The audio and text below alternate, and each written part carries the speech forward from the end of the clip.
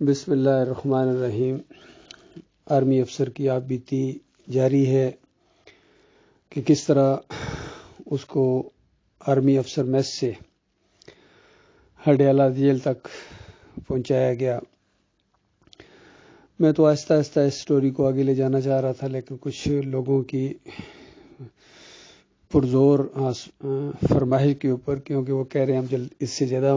انتظار برداشت نہیں کر سکتے ہیں، آپ اس کو جلدی جلدی آگے بڑھائیں سٹوری کو۔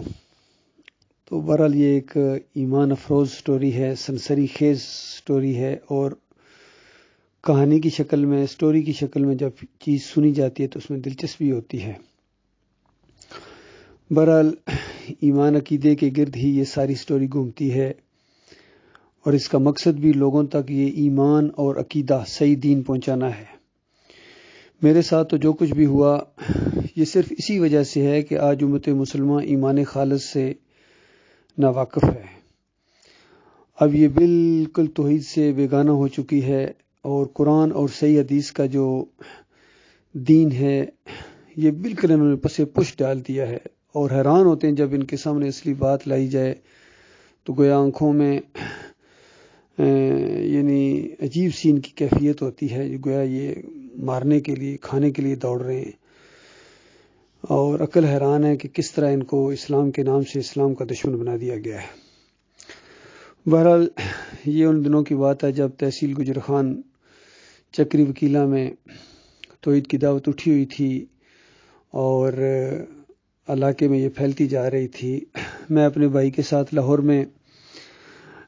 کام کرتا تھا، وہاں ہم ایک پبلسٹی کی کمپنی چلا رہے تھے۔ ماشاءاللہ کافی اچھا کام چل رہا تھا، اور اس وقت کی مجھے یاد ہے کہ کم از کم 6-7 سیلز مین ہمارے ہوتے تھے، مارکیٹنگ جو کرتے تھے اور کام کرتے تھے ہمارے انڈر، اور ماشاءاللہ اچھا کام چل رہا تھا کہ اچانک ہم نے یہ خبر سنی، گاؤں سے ٹیلی فون آیا کہ جلدی پہنچے، یہاں آپ کے خلاف FIR کٹ گئی ہے، اور پولیس کو آپ کو ڈھونڈ رہی ہے۔ ہم وہاں آئے، اور علاقے کی جو صورتحال تھی واقعی کافی تشویشناک تھی۔ جدھر جاؤ لوگوں کے منہ بنے ہوئے تھے، اور ایسا نفرت اور بیزاری اور غصے کی سی کیفیت تھی، اور خاص کر ہمارے اپنے جو قریبی رشتہ دار ہیں، چونکہ یہ پہلا واقعہ تھا علاقے میں، اور بہت ہی سخت دفعات لگائی تھی انہوں نے، شاید ہی کوئی مذہبی دفعہ ایسی ہو جو چھوڑ دی ہو۔ 5 دفعہ انہوں نے ہمارے اوپر لگائی تھی کہ یہ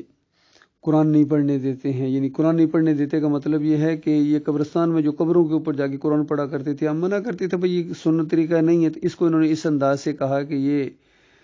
قرآن نہیں پڑھنے دیتے ہیں۔ حالانکہ قرآن سے کون روکتا ہے، ہم قرآن کی تو دعوت دے رہے تھے۔ پھر دوسری دفعہ انہوں نے یہ لگائی کہ یہ اولیاء اللہ کے گستاخ ہیں، صحابہ کرام کو نہیں مانتے۔ یعنی جب ان کو کہا جاتا تھا کہ یا علی مدد نہ پکارو، اور یہ عبد القادر جیلانی کو مت پکارو، ان کے نام کی نظر و نیاز نہ کرو، تو اس پر انہوں نے دفعہ یہ نکالی کہ یہ صحابہ کرام کو نہیں مانتے۔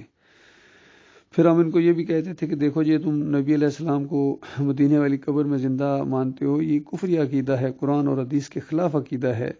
نبی علیہ السلام جنت الفردوس میں زندہ ہیں، اعلیٰ مقام الوسیلہ اس کا نام ہے۔ یعنی یہ جھگڑا ہے، وہ کہتے تھے قبر میں زندہ ہیں، ہم کہتے تھے جنت میں زندہ ہیں۔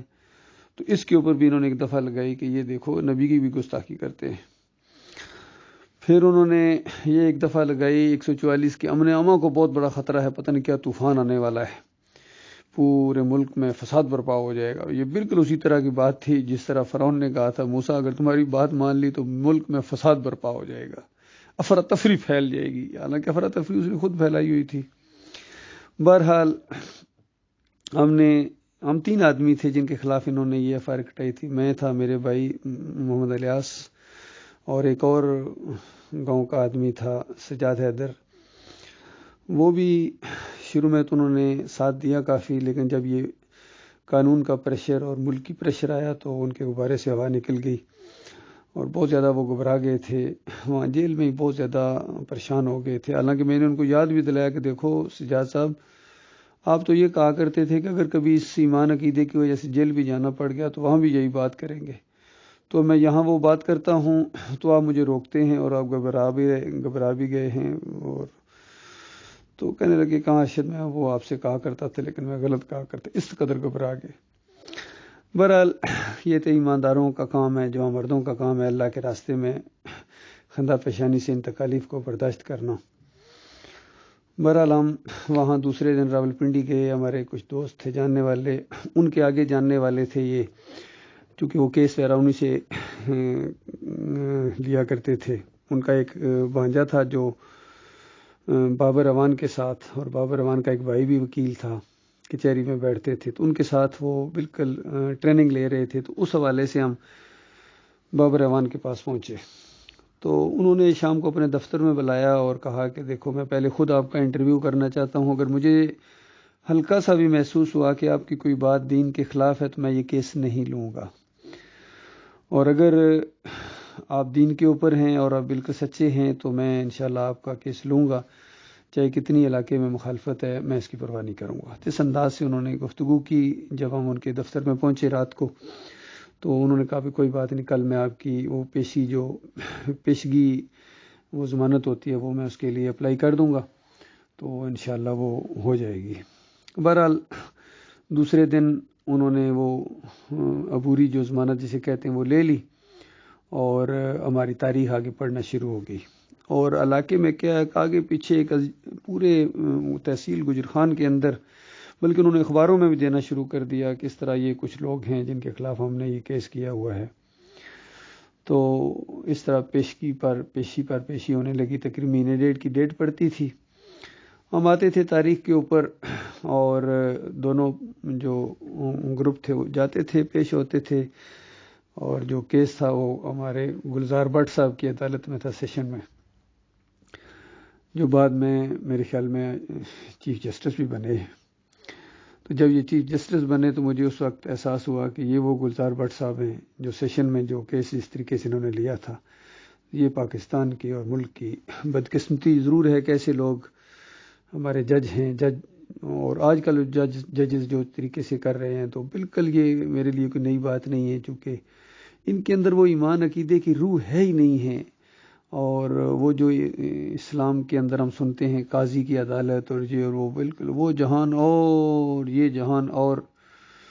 پوری طرح بات ان کے اوپر وہ فٹ آتی ہے کہ وہ معزز تھے زمانے میں مسلمان ہو کر اور تم خوار ہوئے ہو تارک قرآن ہو کر.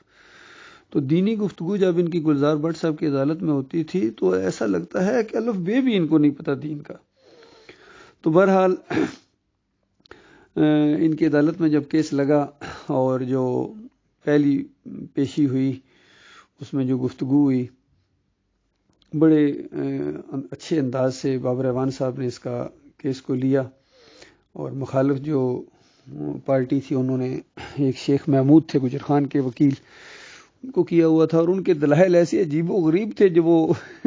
اس کیس کو جس طریقے سے مذہبی انداز میں لے رہے تھے, ہر شرک کی دلائل جو دے رہے تھے, یا خاص کر نبی علیہ السلام کو اس قبر میں زندہ ہونے کے جو دلائل دے رہے تھے, وہ ہنسی آ جاتی تھی کہ اس قدر مولویوں نے ان کو بالکل ختم کر دیا, ان کے دماغ کو. تو ایک دن ایک پیشی کے اوپر جب وہ معاملہ جاری تھا تو ایک دم ہمارے مخالفین نے ایک چھوٹا سا کتابچہ پیش کیا اور کہا کہ جج صاحب دیکھیں علاقے میں یہ لوگ یہ کتابیں بانٹتے ہیں, فلاں کا راستہ اس کا نام تھا, فلاں کا راستہ. تو چونکہ بابر اعوان صاحب کو معلوم نہیں تھا کہ اس کے اندر کیا لکھا ہوا ہے, تو انہوں نے فوراً کہہ دیا کہ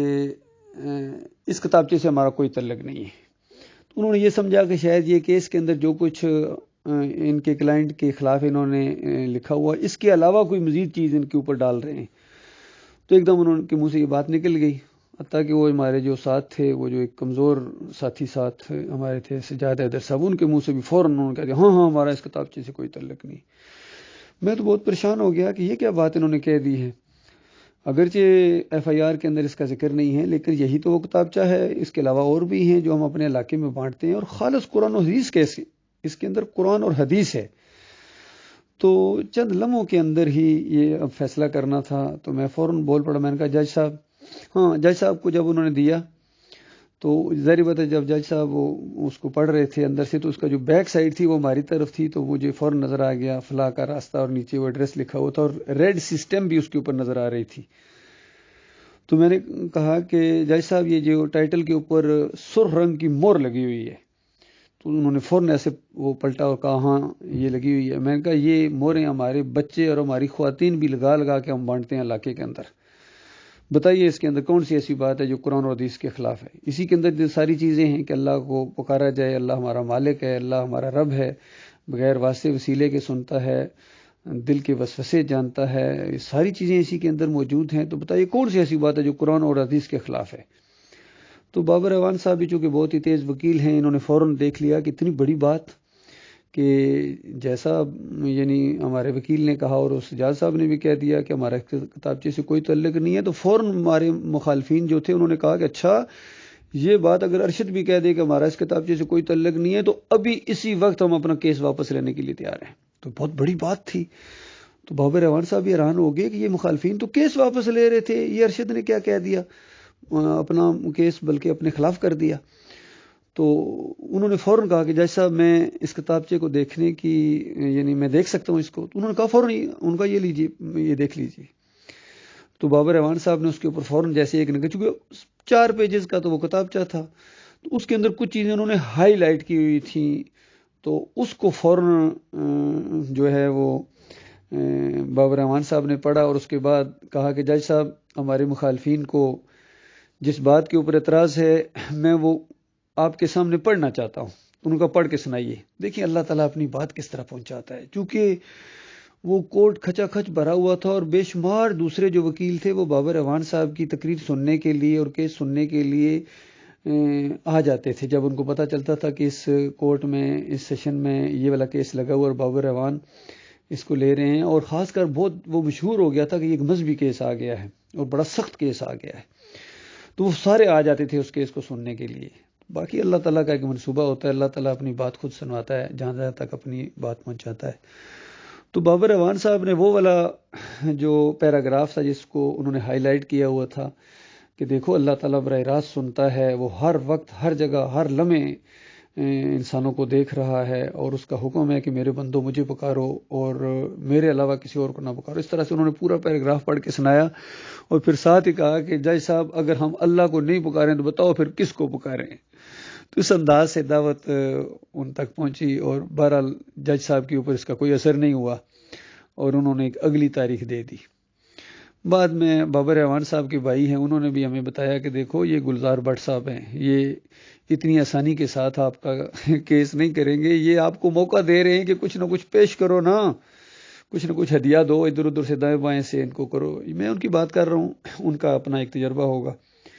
تو بہرحال ہم تو ایسا کام کرنے والے نہیں تھے، ہم نے کہا کہ ہم ایسا کام نہیں کرتے ہیں، اللہ کی مدد ہمارے ساتھ ہے اور ہم تو چاہتے یہ ہیں کہ یہ بات زیادہ سے زیادہ پھیلے۔ تو اس انداز سے گلزار بٹ صاحب نے اس کیس کو لیا اور 2-3 پیشیوں کے بعد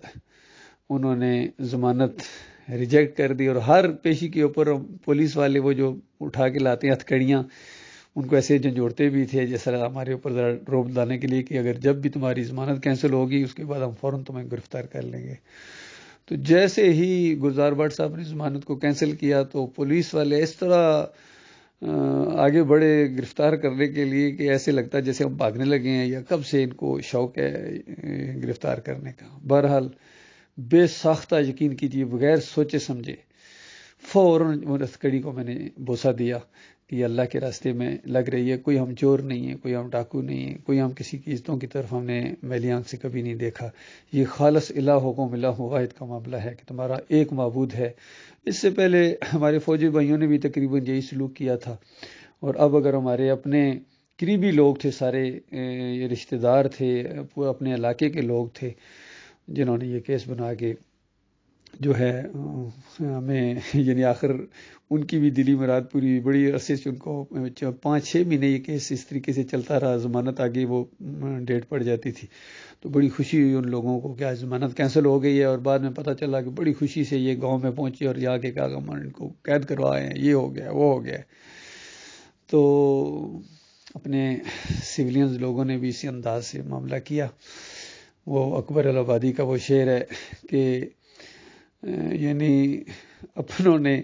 رپورٹ لکھوائی جا کے تھانے میں کہ ارشد اللہ کا نام لیتا ہے اس زمانے میں. تو اس طریقے سے وہاں معاملہ ہوا، ہماری گرفتاری ہوئی، اور پھر انہوں نے ہمیں وہ جاتلی تھانے کی طرف لے گئے، چونکہ وہ وقت نہیں تھا جیل میں لے جانے کا. اور ان کا ایک طریقہ کار بھی یہی ہوتا ہے کہ پہلے وہ تھانے میں لے کے جاتے ہیں، پھر وہ دوسرے دن آر ایم کے سامنے یا اے سی کے سامنے پیشی ہوتی ہے، پھر ساری کاغذی کارروائی جب وہ ہو جاتی ہے تو اس کے بعد وہاں جیل کی طرف لے کے جاتے ہیں، یا وہاں لوکل جوڈیشل جو ایک لاک اپ ہوتا ہے وہاں رکھتے ہیں. اس کے آگے کی کہانی بہت ہی دلچسپ ہے، انشاءاللہ اگلے ایپیسوڈ میں آپ کے سامنے انشاءاللہ پیش کی جائے گی. السلام علیکم ورحمۃ اللہ وبرکاتہ.